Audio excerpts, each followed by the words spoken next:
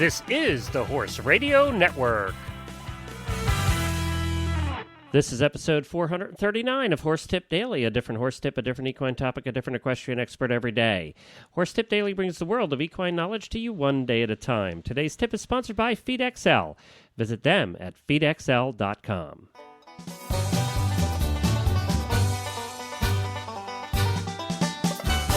Howdy y'all, Glenn the Geek back with you from Lexington, Kentucky, and you're listening to Horse Tip Daily. Well, we're back today with Heather Blitz. She has a tip from the latest dressage radio show, and we share Heather's training tips with you every once in a while when she comes on that show. And she's very popular on the dressage radio show, and I know her tips are very popular here as well.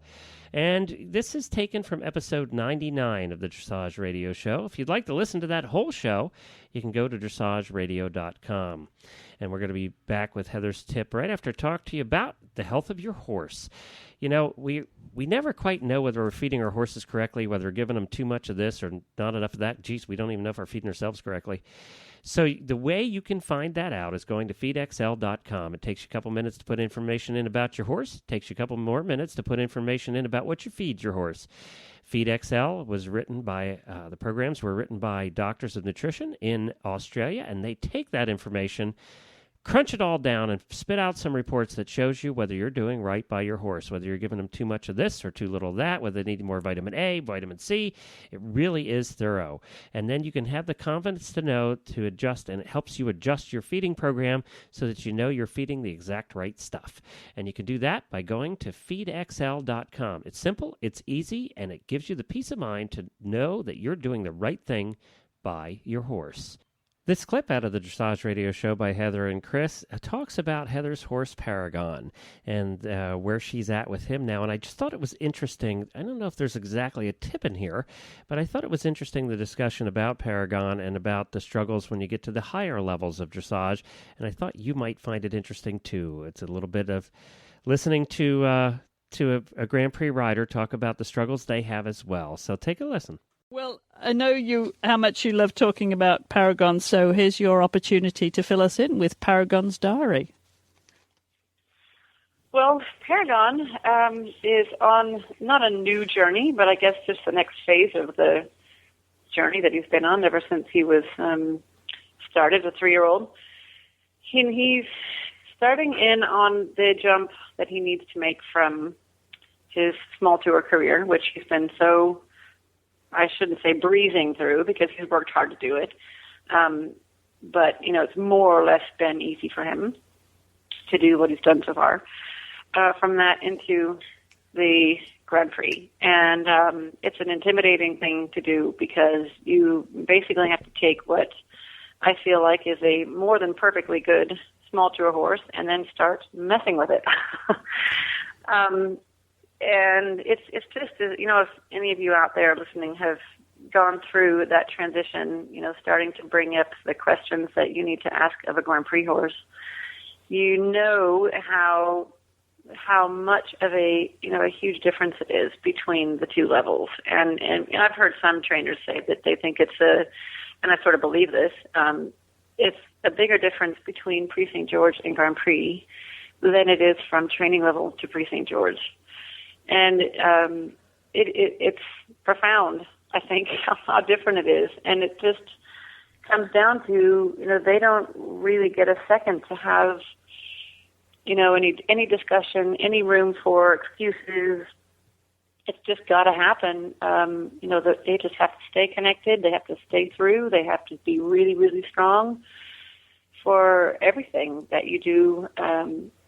And that's just it's a really big transition. So, I could say it's very exciting to think that now we're going to start with the goals of getting to the Grand Prix now. But it's also a little intimidating and it's just, it's a little daunting. But Paragon is the kind of horse that will definitely rise to the occasion. I know that any questions I start to ask that are a little beyond his reach, he's going to do whatever he can to figure it out and get there. And you know, he's such a talented guy, and his temperament is just so willing. But he struggles like any of them. to put all of the, the thousands of ingredients together in every second. And no horse can get that without really hard work and dedication and all of the things it takes. It's profound. So, we're going to be working, really hard, of course, with his happiness and his health and his, everything I need to consider that he's ready for it. But I think he is, and he's doing great. He knows all of the things. He knows all of the changes and the half passes and the pirouettes and the extensions, of course, that's his strength. But it really boils down to, am I going to have him connected and in the right throughness and in the right place in his body every single step? So that's what our homework is for the next few months, and then we will see where we come out on the other side. And I'm pretty optimistic, and I think he is too, and he's getting plenty of encouragement from all of his fans around the world that know what he's doing, and that helps us a ton, to know how many people are behind us and really supporting us, and on his fan page and Facebook and on the responses from our newsletters and things like that. So that really helps, and we feel it, and it helps us kind of forge on. So we'll just have to get back with you when we have a new report on what's happening, and maybe I'll get some more videos up. Excellent. So is there anything from that, Heather, that you, I know you often give a tip when you're on the show.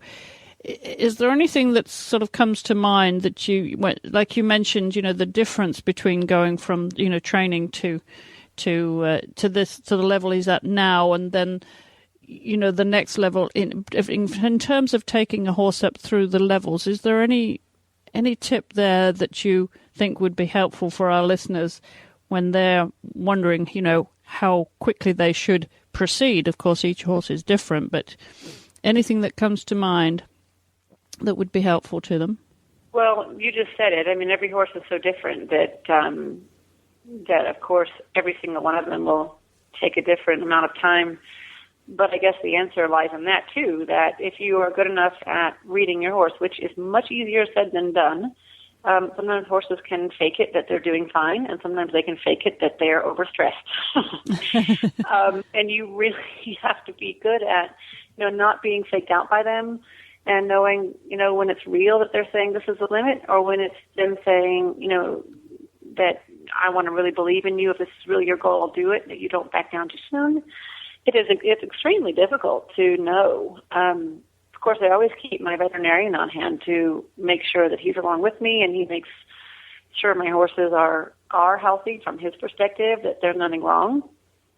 But then, they've got to push, and they have to dig pretty deep, as much as riders do, to figure out all the, the things that it takes. And, just listening to each one of them, you don't want to rush it. You don't want to, just put your horse through a bunch of goals that you have for yourself that aren't goals also for the horse.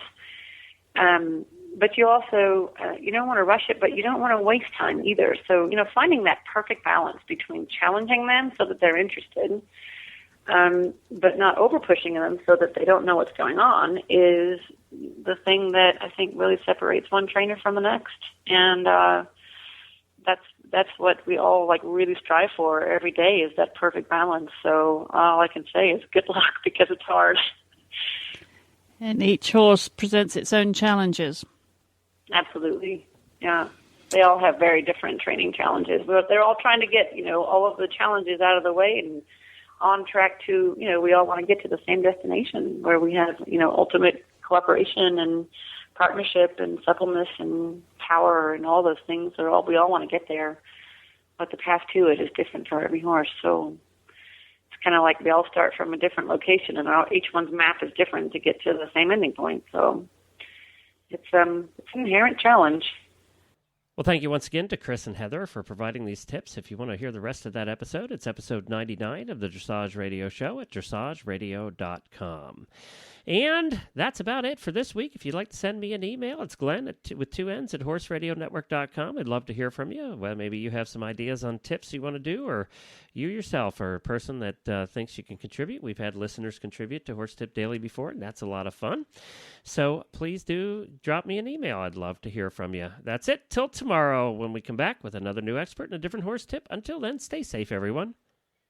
The Horse Radio Network and the Horse Radio Network hosts are not responsible for statements of guests or their opinions. Use your own judgment when listening to the tips provided by the experts on Horse Tip Daily.